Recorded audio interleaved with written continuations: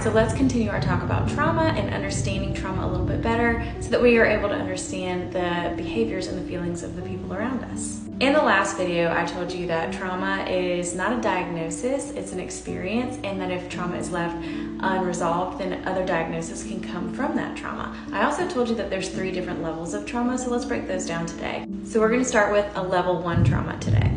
It's also really important to note that it doesn't really matter what the specific trauma was because our brains process trauma differently. So one experience isn't better or worse than someone else's, and we should never discredit someone's trauma.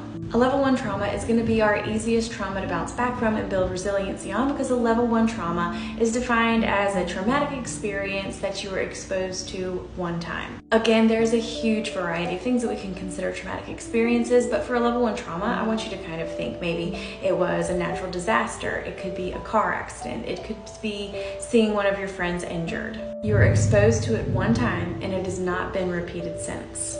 That doesn't mean that it shouldn't be taken seriously, and that doesn't mean that it should be discredited because there are plenty of one-time traumatic experiences that can stick with you for a long time. There are going to be triggers that bring you back to it. So in the next video, let's talk about some resiliency strategies that we can start working towards to resolve a level 1 trauma. Got any questions? Leave them for me below.